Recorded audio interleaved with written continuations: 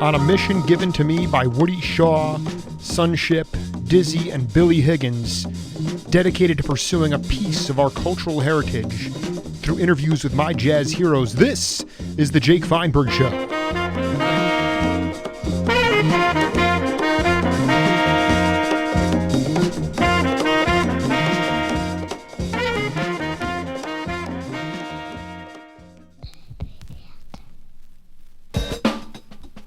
Baby better.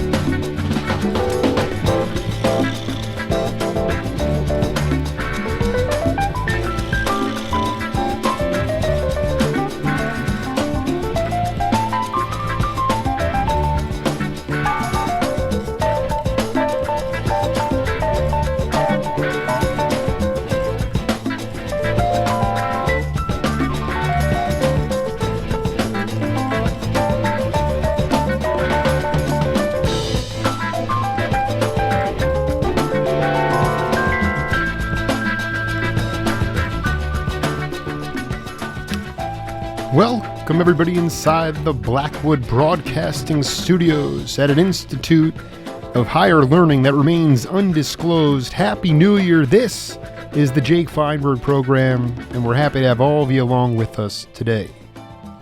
The San Francisco Sound is more about a state of mind, one of independence, curiosity, and experimentation.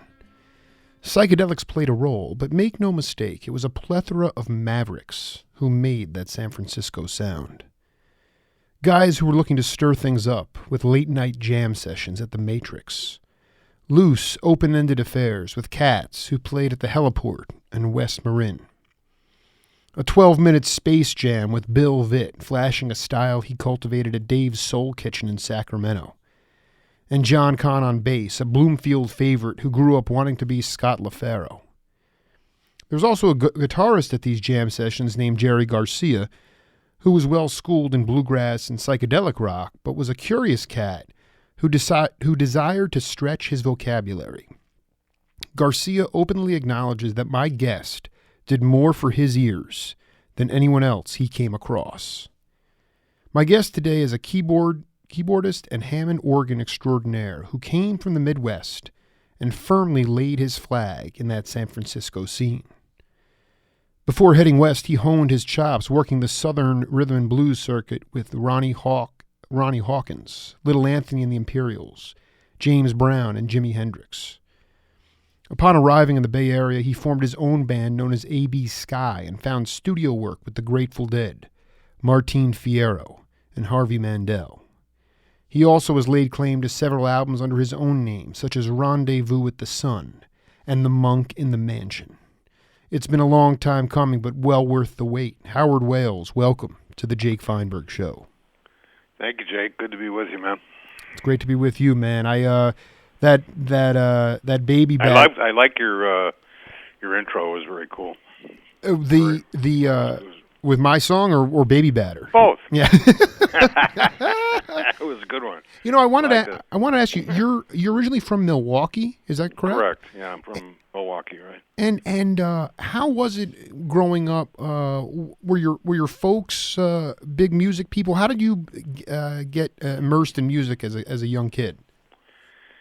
Well, surprisingly, my parents never really weren't into music at all. Period. So I came from a completely non-musical family, including my brother, may he rest in peace. And basically, just how I got started is that it's kind of an interesting story. My parents gave me a little set of toy drums, and I beat the crap out of those and destroyed them. So what happened was, at that point, they figured, well, we got to get him into something, right? So he'll leave us alone, you know. Right. You know how parents can be. Of course, yeah. Stuff, you know. So they assigned me to the piano teacher, and I got involved, and I started playing classical music for a few years. Got very tired of the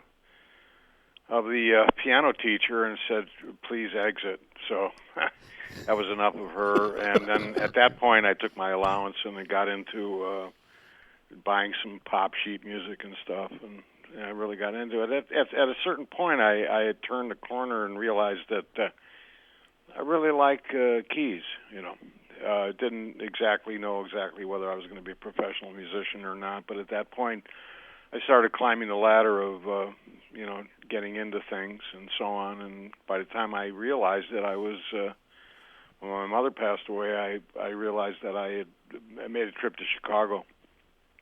And I was 18, and I decided I got into a band called Robbie and the Troubadours, and I played on Rush Street in Chicago for, I don't know, I had maybe about 6 months or something like that, maybe a year.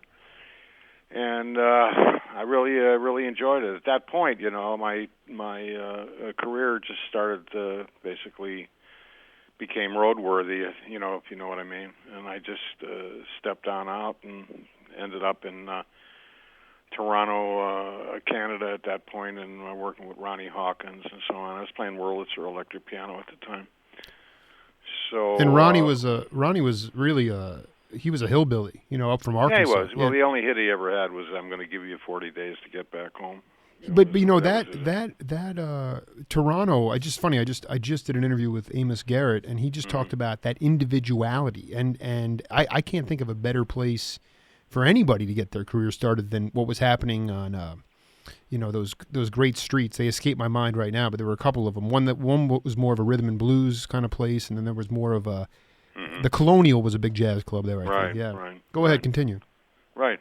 Anyway, so I at that point had met Blood, Sweat, and Tears. David Clayton Thomas. Yeah. I met David Clayton Thomas. That's beautiful. And a lot of people didn't know that he was a prize fighter before he became a singer. And his dad. I met all the people from the band up there too. All those people, that were in that group, and just one thing led to another, and I left Canada, and I ended up down and back into the Midwest, and I was with a guy by the name of Jelly Roll, Roger Jelly Roll Troy. I don't know if you ever heard of him before. A bass player, great singer, had a combination voice basically of like Ray Charles and Bobby Blue Bland at the same time. And so we had a group that we put together called the Click, and we backed up Ronnie Hawk, Four Tops, and the Coasters, and so on and so forth. We really backed up a number of people, and he had made some albums as well later on in his career with Mike Bloomfield. He was on a Mike Bloomfield album and some other stuff and that. And at that point, I was introduced to King Studios in Cincinnati, and ended up working with Lonnie Mack. Are you familiar with him? I know James Brown came from King. I don't know Lonnie Mack. Well, Lonnie Mack had the only instrumental version of Memphis. If you remember that particular song, Johnny Rivers, I believe, was the person that had it on as a vocal, but Lonnie had it as an instrumental single. Did very well, actually. Lonnie Mack, you should pick up. It's available. You can pick it up, I believe, through Amazon. It's called The Wham of the Memphis Man. Wham of the Memphis Man. Right, Lonnie Mack, yeah. Great album. And his band really at that point was probably one of the best bands I'd ever heard, in terms of a band structure. Great horns and keys and everything. And And Lonnie had a sound that was completely unique to itself because he played out of a magnetone amp, stereo magnetone amp, and they had this tremolo thing. It was his sound, okay. And so one thing led to another, and I ended up doing some recording at King Studios, and I did some recording with Freddie King there. Mm-hmm. And we did quite a bit of stuff, and I ended up, after I left there, I played with Lonnie Mack for about a year and a half, and we played Covington, Kentucky, and Cincinnati in that area. And so I left at that point, and then I figured, where am I going to go from here? So I ended up down in El Paso, Texas, and I was working a duo with this drummer, just an all-black club. And it was sort of like 90 frightened white people and 10 black. 10 frightened white people, right, and 90 black people. Right. You know. What was the name of it? Do you know? The It Club. Okay, they had one. It Club. Yeah, It Club. Yeah, mm-hmm. And that was a real trip, you know. But we got in there. We did pretty well, you know, and stuff. And that's where I met Martin Fierro. Exactly. I was going to say that. The beautiful brotherhood of you and Martin. We're going to get into that because I know you guys were super tight, but you know, I've been waiting to do this interview for quite some time. I with Howard, and I want to showcase a piece, a little bit of tune here. We're going to cue it up and come back and put you back in time, and then we'll talk about it. Okay? Sounds good, man.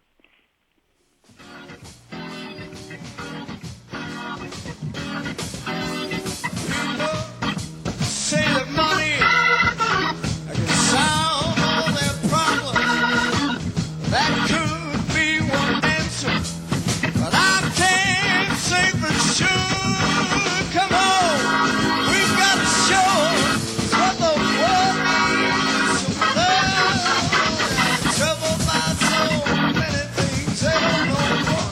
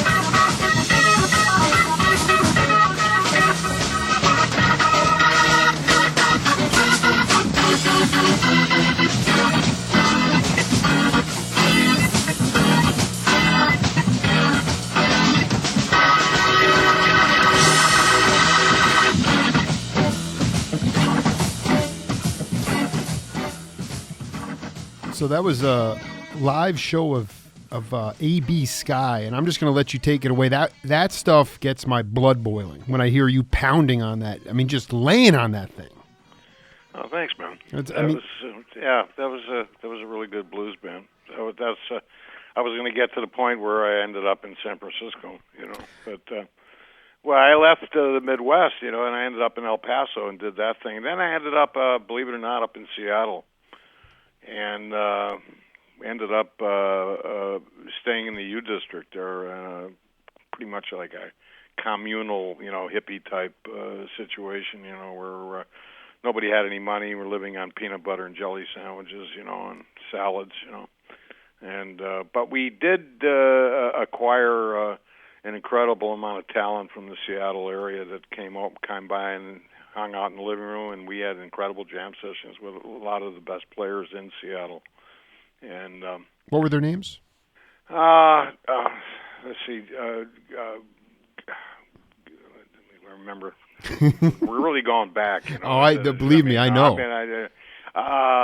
Joe Johansson was one of the guitar players. He's passed away since then, but and then there was this other guy, left-handed guitar player. I don't really quite remember his name, but he was incredible.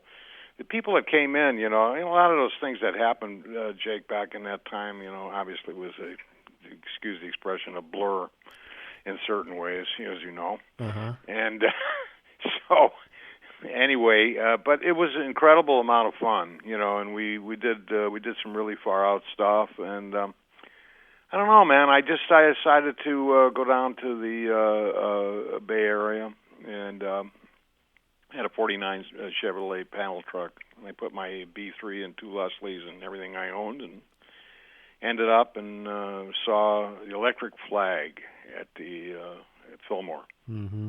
And I saw that, and I said, I like this place. It's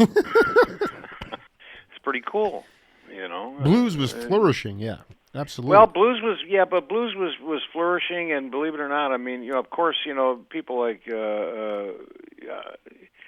B.B. King and Albert King, and people like that, that really, really brought things, in a forward motion in that regard. Really actually influenced it a lot, You're right. They were setting the example for all the younger musicians. Absolutely. And at that time, young people were not necessarily, blues fanatics, so to speak. The thing is that it brought Bill Graham was just such an incredible influence on everything that occurred back in that Renaissance period. And Bill he was the impresario, so to speak, of everything that occurred. If it wouldn't have been for him, there wouldn't have been no real scene in San Francisco, and so many things that developed from it. He was, correct. I mean, what astounds me about him is that his taste in music was rather wide. I mean, he used to take in, those bills. You'd see the Electric Flag. You might see Malo. You might see AB Sky. I mean, you were getting a taste of everything, which means, correct me if I'm wrong, but the crowds must have been rather diverse as well. Well, the crowds are diverse, but the fact is that when you present that many genres, so to speak, of different things like that, which made it just sound like, the whole colorful aspect of music, was brought to the forefront, where no holes were, no lines were drawn, you know what I'm saying? I mean, it basically let the doors open for many people to experience things that they hadn't experienced before. And during that period, there was an incredible amount of creativity that went into the originality of things, and that was really the whole key to it, was the fact of the originality. So people brought things to the forefront, and they didn't really. People just were blown away by so many things, right, that were fresh. You know what I'm saying, and totally unique to themselves, and. Steve Miller Band. Steve Miller is a friend of mine. I met him actually in Texas, down when I was in El Paso, and he did some great stuff, in that period. and still puts on a great show. I don't know if you've seen Steve at all. He really does a really a fine job out there. You know, he's got some really great players with him, and I just saw him recently on PBS. He did a concert in Chicago. Yeah, I was going to say I wanted to go back to this. Do you remember the first time that you met Martin Fierro? Did he come into that club, and that's where you guys? Well, met? Martin came into the It Club in El Paso, and he just came in, you know. And here was this guy that came over the border, and had this brown sport coat on. I'll never forget that, and these huge goggle-eyed shades. He was totally classical, you know. I mean, and he said, "Oh man," he says, "You guys burned." He says, "Can I play with you guys?" You know, and I said, "Sure." It's only the two of us. I said, "You're welcome to come in." You know, just B3 and drums. You know, awesome. And so he came in and he sat in with us every night. You know. Wow. And we tore it up, and we really tore it up there, you know. And I mean, I think we were making like $90 a week a piece, which at that time in 1965, I believe, was not bad. You know, we were eating good, and we had a two-bedroom apartment with a pool for $125 a month. And you know, but anyway, at that point, El Paso became kind of a burnout in that sense. I mean, it lived its life, you know, so to speak, and I just left, and you know, and that's how I ended up in Seattle. And when I drove from El Paso to Seattle, and then I went from Seattle down to the Bay Area. You saw the Electric Flag, and Buddy Miles and Harvey Brooks and Bloomfield, you know, and it was great stuff, you know. I mean, we're talking, you know, it was just great stuff, you know. It really was. Just, I want to touch on we played that track, which was a band that not a lot of people know about. I just want to make sure I'm pronouncing it. It's A.B. Sky. Yes. Okay. SKHY. And this is a talk about how that band came to fruition and how you put the piece. Who were the primary guys that? Well, they were all from Wisconsin.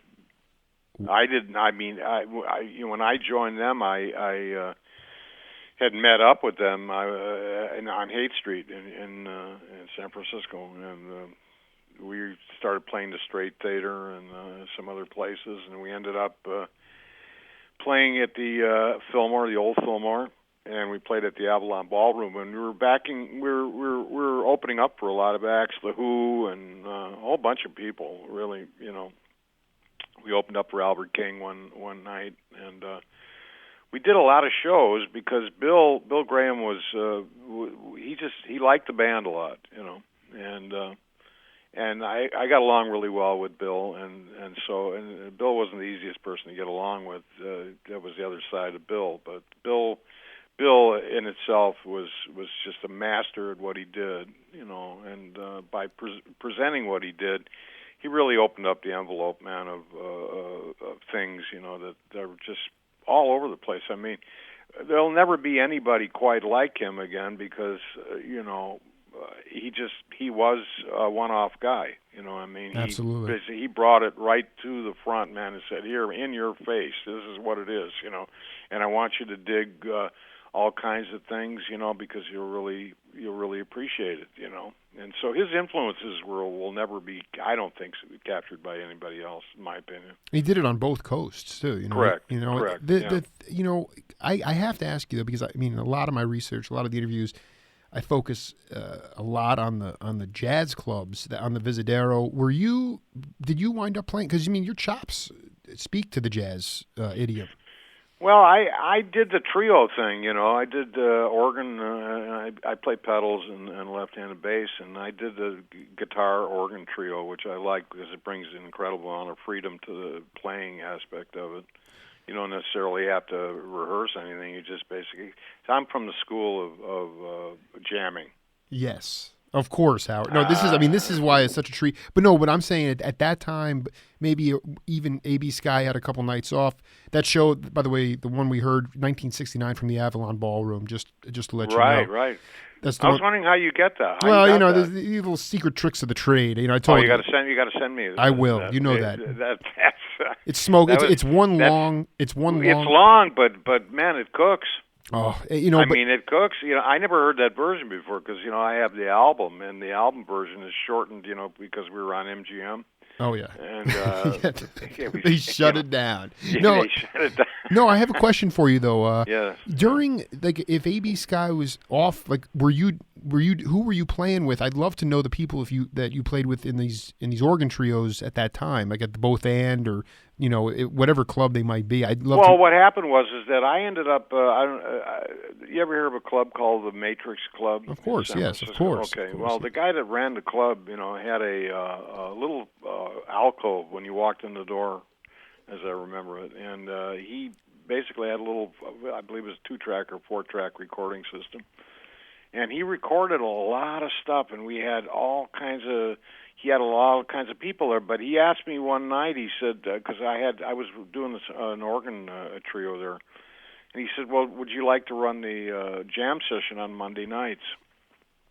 And this is how I lead into how I met Jerry. I said, "Fine, that'd be great." So on Monday nights, this went on for about a year, maybe a little less, but somewhere around a year. And we had this incredible thing that took place every Monday night. Where people would come, Elvin Bishop and Harvey Mandel, and a whole bunch of people. Steve Miller would come, and a whole bunch of people. Everybody that was anybody at that time in that period, came down and jammed. And I believe this guy captured so much stuff. I don't really know if that guy is still alive, but I know that the Side Trips album I did with the Side Trips album with myself and Jerry. Came out, and that was a recording from the Matrix Club. Say no more. 1970, yeah. We're gonna cue it up.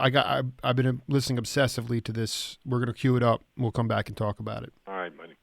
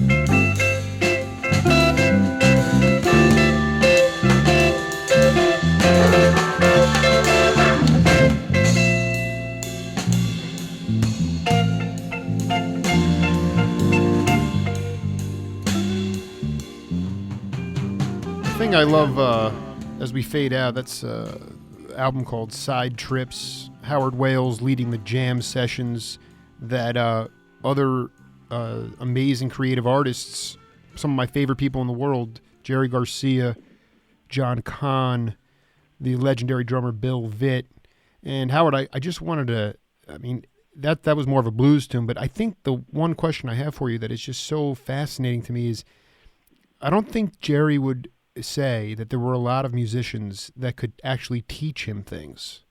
And you were one of those people. I mean, obviously that famous quote that he says he did more for his ears. I mean, he was a great student, but it must have just been, you guys, it's so interesting to hear him playing a rhythm guitar for 4 or 5 minutes while you solo. You know, it's beautiful. Oh, yeah. And the thing is, what was so great about Jerry was the fact that he just had such a open mindset, you know, to music, you know, in a true sense of the word. He really did not, he was just into the creativity of what, you know, in the spiritual aspect, and just moved by it all, you know, and nothing really scared him, you know, because he was one of these people that really just jumped into stuff, and he would love to learn, you know. The Side Trips album, basically, I consider it a breakthrough kind of a thing, because in 1970, which is when that thing was recorded, was basically, I think, some of the first acid jazz that was done, you know. And Jerry was great, man. You know, Jerry was a one-off guy, and I miss him so much because we were very good friends, and he just, as far as I'm concerned, he was the Grateful Dead.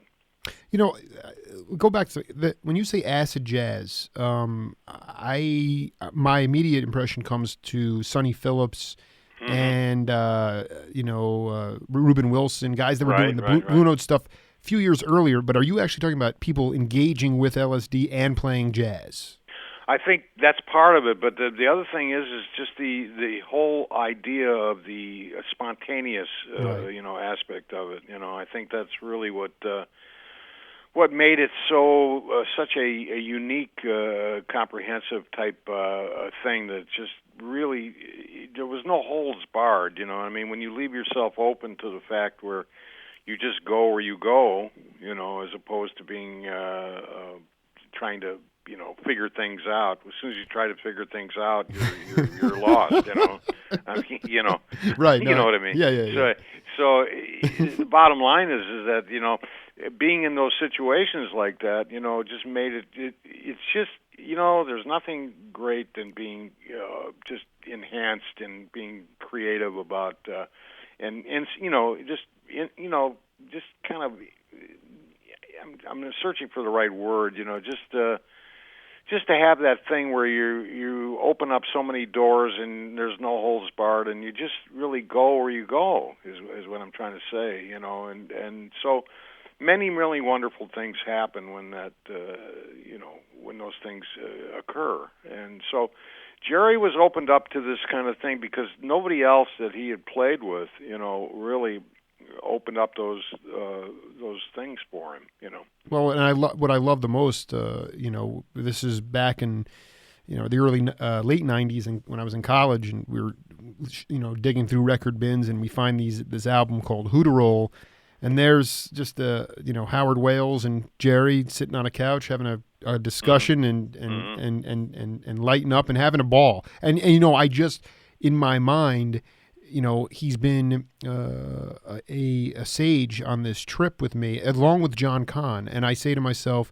these guys showed up at a jam club, even though they were already, you know, legitimate musicians, because they just wanted that improvisational feel, and they wanted to keep learning. Absolutely. And that there was you know, you couldn't have said it any better. Yeah, that's absolutely how it went down, you know, and that's how Who to Roll was created, by way of Alan Douglas, who Dove Douglas Records had come down to the club and you know, discussed this whole thing about doing this album, you know, and that's how Who to Roll took place, you know.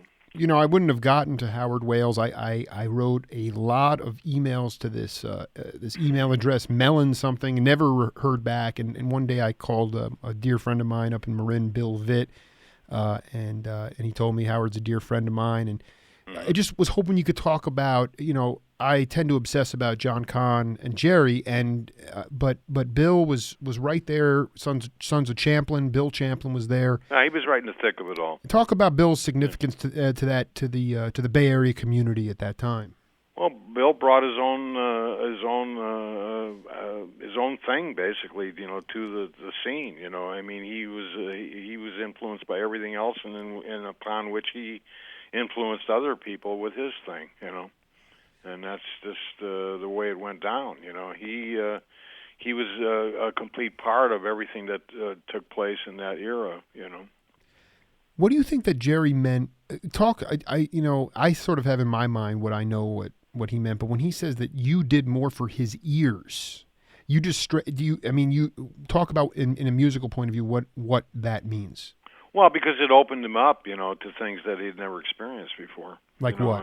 Well, on a jazz level, because he never really played any a jazz feeling type thing, to his music. The Dead really never really went, particularly that way. Did a lot of jamming with the Grateful Dead in the early days, and most of it was based on just an incredible acidic feeling, of things and stuff. I mean, there was a lot of really cool stuff that happened, but it wasn't really on the concept of jazz per se, definitely not. No. No, right. Definitely not. I mean, to me that was one of the things that it's amazing because I think that it's undeniable that you cut your teeth in a blues circuit like no other. That blues circuit that went down from Missouri all the way down to Texas, and the kinds of people you were playing with, the fact that you got to play with James Brown and Jimmy Hendrix. 4 gigs,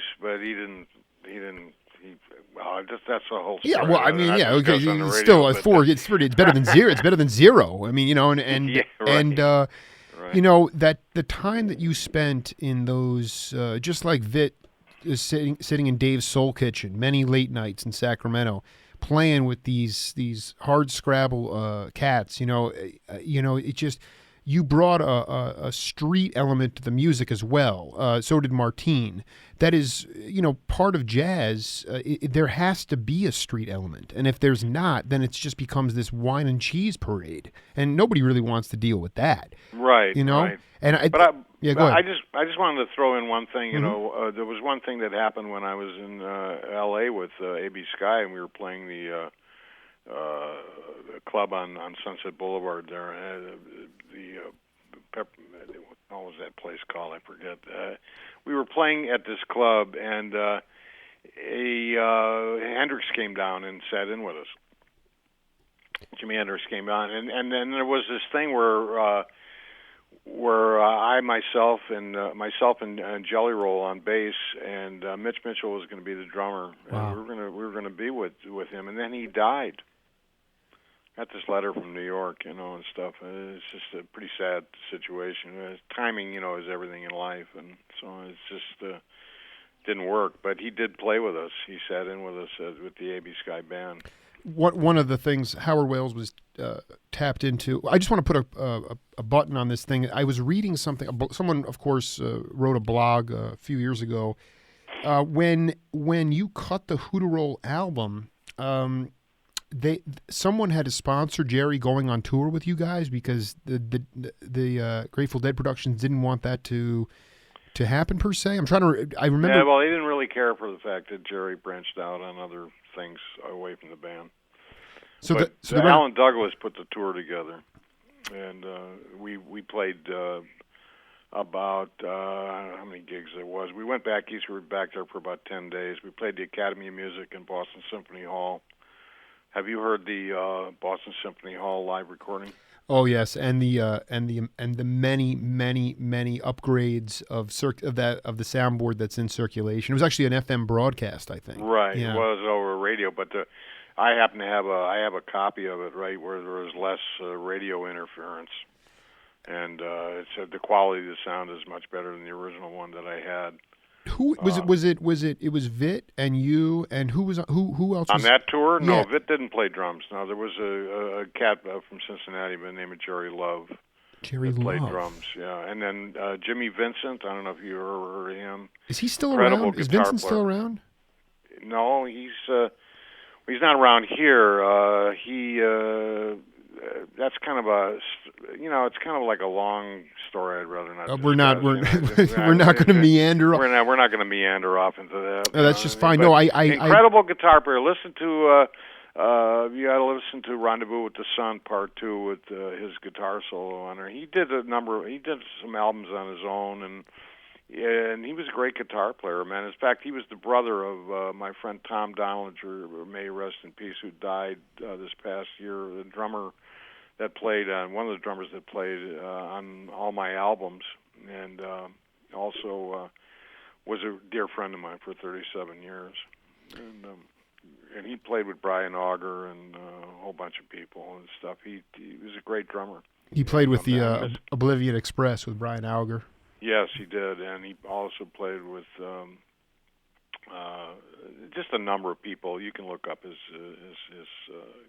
whole thing. When I first got a chance to talk to Howard Wales, you talked to me about losing. It's funny. Amos said the same thing. He says you lose your dear friends, and you tend to lose them in bunches. And that's what happened to me. And what I want to talk to, it's not about. I don't want to dwell on the passing away, but what I want to ask you is, what were those qualities that are so that they could have brought to the table musically today, and what they did bring at the time that made them such beautiful spirits? Well, because they were part of everything. They were part of the whole spiritual as well as the entire, just the freedom, that music really, brought at that point. I don't really think we'll ever really experience a period like that ever again, to be honest with you. And anything's possible, I guess. But at this point, in time, I don't think that what happened then is going to repeat itself again. It was something in time and space, that just, in my opinion anyway, that just never will be, redone. Those people brought, everybody pretty much brought everything in a large mix, if you can understand what I'm saying, and that mix basically just rolled into many different things, and that's what really made the scene. But the scene itself really turned negative, as you well know, towards the end of it. There was a lot of things that really were pretty negative, and basically it started out on a high and ended up kind of in a pretty mixed up negative situation, Can you account for? It's fascinating. I hear people talking now about the 1984 Democratic Convention in San Francisco just being a nasty affair, and I'm thinking to myself, boy, that 1984. 84, yeah, and it was because the party was sort of they're referring, not to get too political, but it's like I think about 84 and that late 60s, early 70s spirituality. As the 70s moved along, you said it got negative, and by 84, drugs, a lot of hard drugs really ruined the entire thing. Plus, a lot of people that moved from, a lot of kids that moved from different areas of the country that wanted to be part of. They thought that this was, nirvana. The whole thing.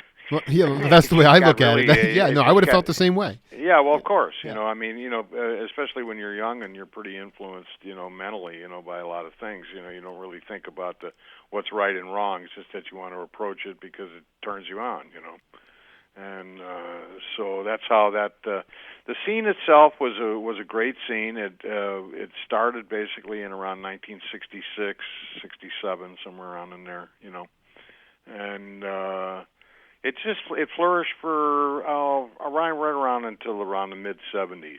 Okay, and that's when things started to unwind, so to speak. Well, and then it was a combination of the musicians, the personalities, also guys like Jerry loved Ralph Gleason. He was always covering stuff. I'm reading the back of this Harvey Mandel album that you're on.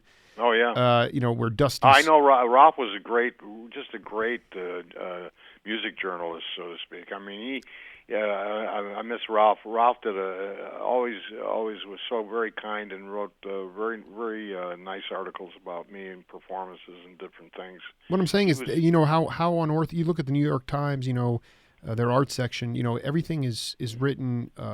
These performances are in these very nice halls, and yet Ralph Gleason was the type of guy. I mean, this guy was going down to the Avalon Ballroom to see you guys. I mean, Absolutely. and that to me is that's where it's at, and that's how you get that information to the people that actually want to know, but they're just not able to get that information. And right. A lot there were writers and there were promoters like Bill Graham, and then there were musicians.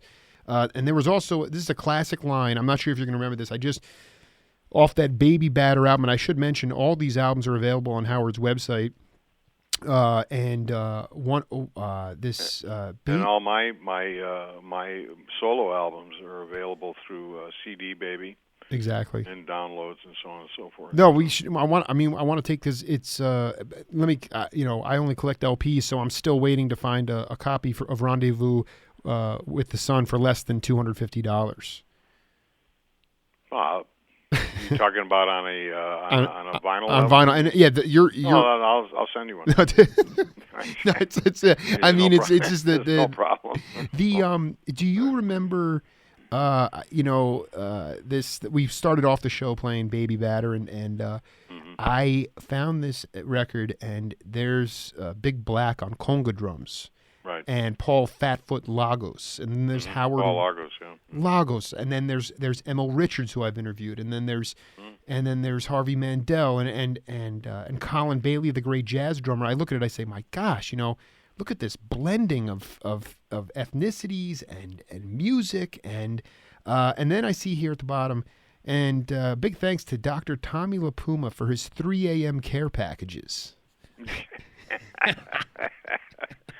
Yeah, well. No, and I asked Tom when I interviewed Tommy. I said, "What were in those packages?" And Tommy, Tommy is really good friends with Al Schmidt. You ever heard of Al Schmidt? I don't know Al Schmidt. No. Al Schmidt, one of the greatest engineers, obviously, right in the Tom Dowd category, and so on and so forth. Actually, he saved my album, my Rendezvous with the Sun album on vinyl. He saved that album by coming up here and helping me mix it, because I had a problem with the engineer that was involved with it, and I don't want to go into that. But, no. But bottom line is he came up and helped me out. Al's a great guy, and also probably one of the finest engineers in the world. He's just about done it all. Anything that's been recorded, I don't know how many. It's a gazillion albums he's recorded and produced as well. But he's very good friends with Tommy LaPuma. It's just when I saw that, I said these guys were having a party and playing this great music, and my engineer Jim Blackwood, who does the morning brew here on KXCI, he played that track as part of his vinyl pick this morning. So your keyboards and your organ lines ring true, and Howard, this is somewhat of a big accomplishment for me. I've actually it was in some ways harder to find you than it was to find a guy like Bill Cosby, and but knowing how much Jerry has meant to me and my friends, and how much he's given musically, and just knowing the kind of personality he has, and knowing how much he always I think he was completely respectful and loved you very much too, and I just like to always get the perspective of those who were around him and made him a better player, and increase their own abilities as well. I can't thank you enough for taking the time today.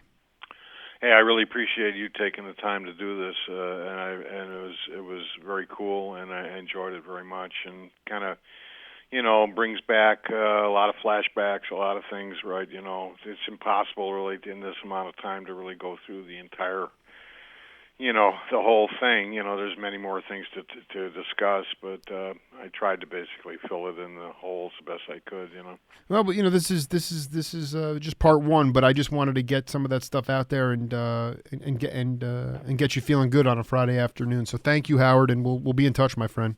Jake, thank you so much. I hope you have a great weekend, and it was great. I really enjoyed it, and I'll talk to you soon. I'll get you a copy of that Rendezvous with Sun vinyl album. You bet, brother. As well as some other things. Okay. All right, we'll talk soon. I'll talk to you soon, buddy. All right, bud. Bye. This is the Jake Feinberg Show, and we'll see you all next week.